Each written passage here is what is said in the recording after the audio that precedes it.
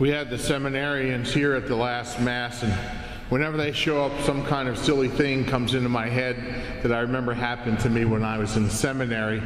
And I remembered, because we had our reading from Isaiah, and they used to tell us that some theologians have speculated that there were 3 Isaiahs, which personally I think is ridiculous, but anyway. So we were in class, and it was my turn to read, and the teacher had to step out, so we were on our own recognizance. And me being the slight wise guy that I am, I was there alone with my buddies in the class, and I went to read from Isaiah. I said, a reading from Trisaiah. So some of this stuff, that the theologians come up with is kind of ridiculous. Like, there was one commentary, supposedly Catholic, where the guy said that Jeremiah has no religious message. And I thought, Jeremiah? He's the one that talks about the new covenant. I mean, really? So I just think, some of these guys, there's a little too much mercy for them. If I was Pope, the theologians that come up with this crazy stuff would be in trouble. There'd be so many heads rolling, it'd be like a bowling alley. Now, Pope John Paul, now Saint John Paul, when he started out, he was doing pretty good. He took down Hans Kung and said he could no longer be regarded as a theologian. I think he got a few more, but I think some of these guys need to be reined in a little bit. Now, I need to correct the record, because last week I was talking about the church that survived the bombing, and I said it was Nagasaki, but that was a mistake. And I can tell you why. Because I even made this mistake when I was thinking, well, I'm getting older, I'm getting things jumbled. But I even made this mistake when I was younger when I talk about it, because we have in the Office of Readings a beautiful account of the Martyrs of Nagasaki. So I think about Nagasaki, but it was Hiroshima.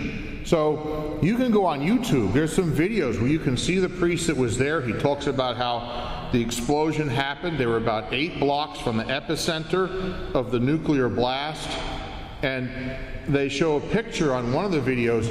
You can see the church. It's the Church of the Assumption. And the war ended right about the Feast of the Assumption is when they signed the end of the war, the Americans and the Japanese at the end of World War II. So you see this church, it's damaged, but when you consider it was right near a nuclear explosion, it's looking pretty good, really. So there was 3 priests in there dedicated to the Rosary, and they said it was because of that, their dedication to the message of Our Lady of Fatima and the Rosary, that they believed their lives were spared. And so they talked about, the windows being blown out and the glass hitting them, and, when they opened up the door to see what happened outside, and the whole town was gone. So there you see this little Catholic church, Our Lady of the Assumption, standing there, and the whole town gone. And another interesting little footnote is St. Maximilian Colby, who had, before he was martyred in the concentration camp by the Germans, because the Germans didn't just kill the Jews, they killed lots of Catholics, priests, and so thousands actually. So Maximilian Kolbe's one of them. And but he was in Japan before that, and he went to set up his mission, and he prayed to God, and the guidance he got was to put it on the other side of the mountain. And he was told that that wasn't a good thing to do because there wasn't water on the property, a spring or whatever. But he said, no, that's what I think God wants me to do. So they put it there, and because it was on the other side of the mountain shielded them from the nuclear blast, and they were able to come down from behind the mountain to help the survivors. So you have to remember that God is privy to knowledge that we don't have, which leads me to my commentary on the gospel. Now, I've always kind of dreaded this gospel. It's kind of I call it like the doggy gospel. What do you do with this thing? So the Canaanite woman is there. Now, the Canaanite woman, the religion of the Canaanites had a lot of immoral practices, involvement with, people closer lineage, things that would be illegal and immoral in the modern world. So, and they had paganism and things like that. So, So this woman's coming from, a non-Jewish background, a Canaanite woman, but she's recognizing Jesus as the Son of David and the Lord.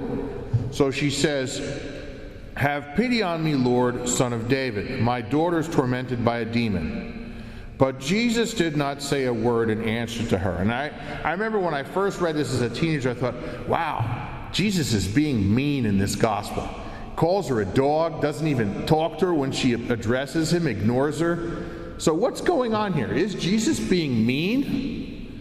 Well, I don't think God can be mean. But God can be strict, and he can test us and challenge us to grow.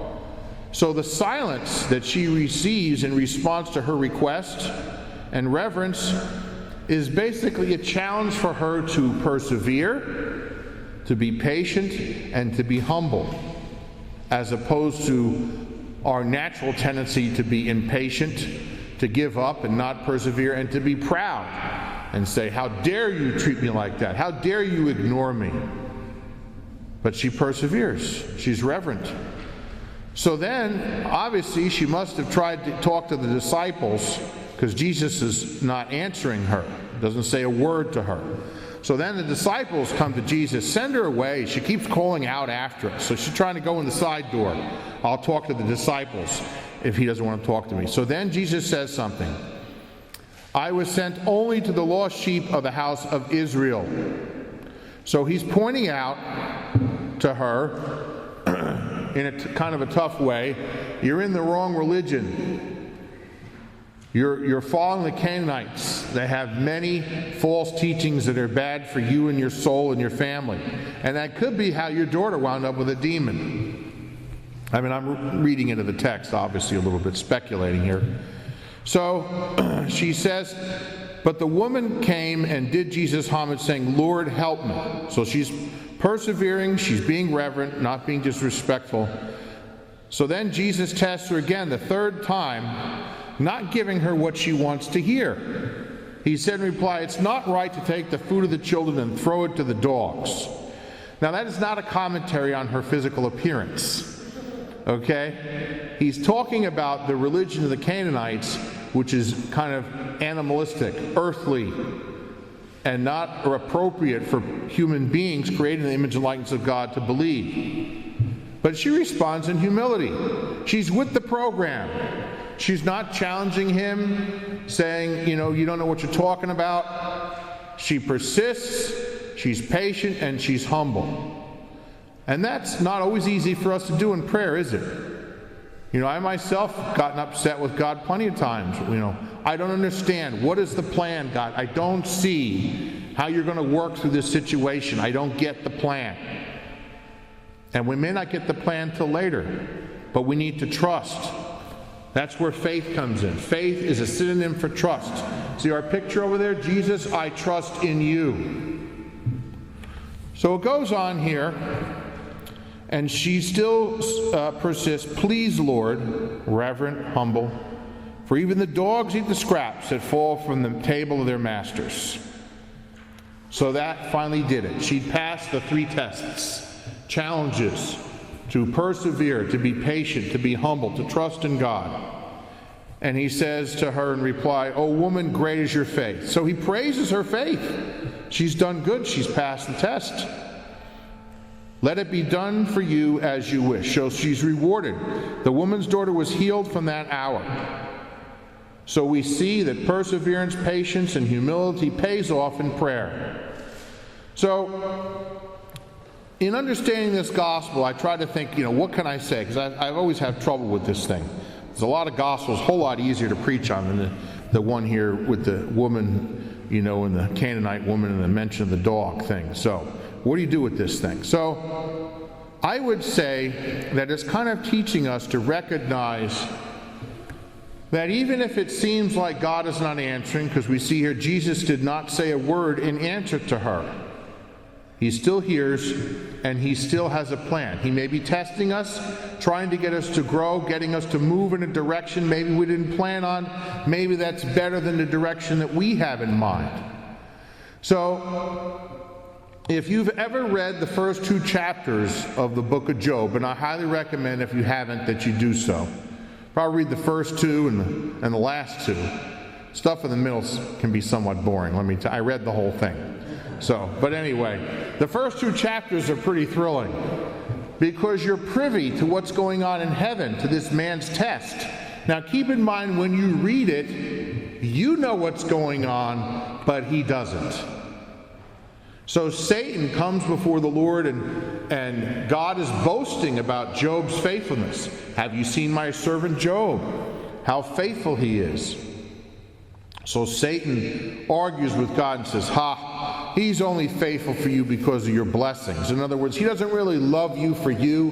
He loves you for the goods that he gets. Take them away, and he'll turn on you. So God says, okay, you can take away his possessions. So all of a sudden, poor Job, the stock exchange went down on Job's estate. Let me tell you, boom, crash.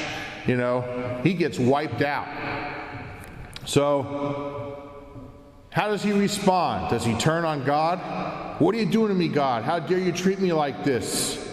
He responds in humility. And he says, the Lord is given, the Lord is taken away. Blessed be the name of the Lord.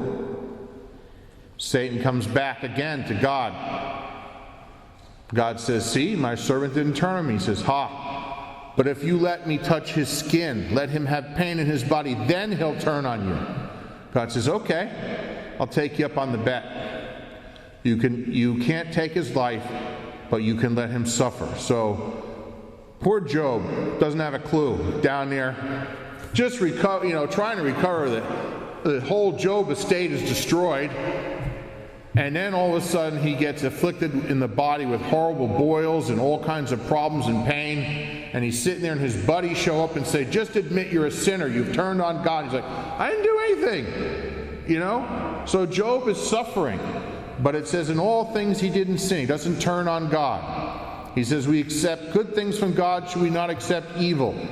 So in the end, Job is rewarded for his humility, his perseverance, his patience, and his faith, his trust in God. But keep in mind, when you're reading the story, try to put yourself in his place for a minute and think how you would react. Pretty upset. So what kind of situation are you in now? I'm sure there's a few people here that probably have some troubles, Anybody got some sorrows, aggravations, irritations, troubles, stuff you don't understand that God may be allowing in your life, or you don't understand, what's the plan, God? I don't get it. Well, that's where Job was.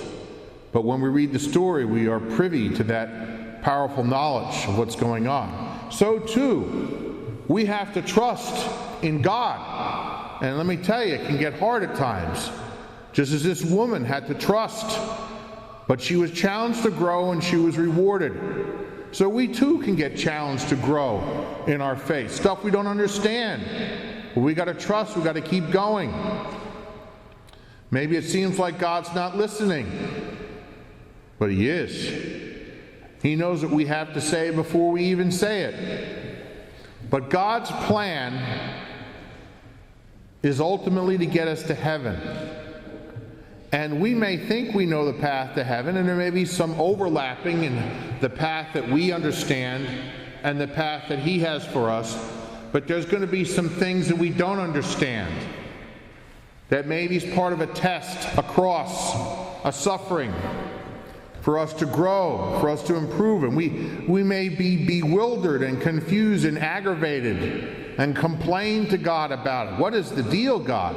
I don't understand why you're allowing this to happen.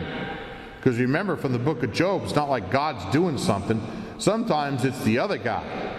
God allows things. God allows evil that a greater good may come from it. So, when we look at our troubles, our crosses, and just think, wow, what is the deal, Lord? Remember Job. Job had a tough time. This woman in today's gospel, she had it kind of rough there, but she kept asking Jesus and didn't stop. So we need to pray. We need to pray with faith and perseverance. And remember, we have the saints to help us. We just celebrated the Feast of the Assumption of Mary. Mary is our great gift, our great prayer partner.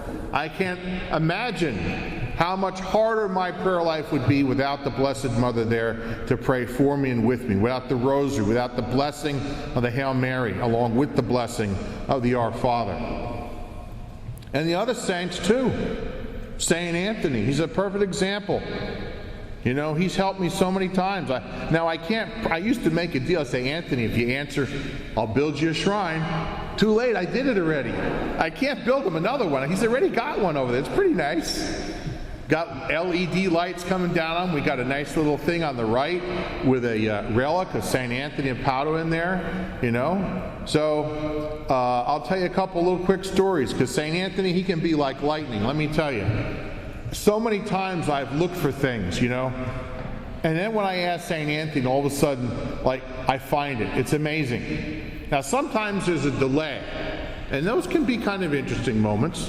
So I remember one time I couldn't find my favorite rosary.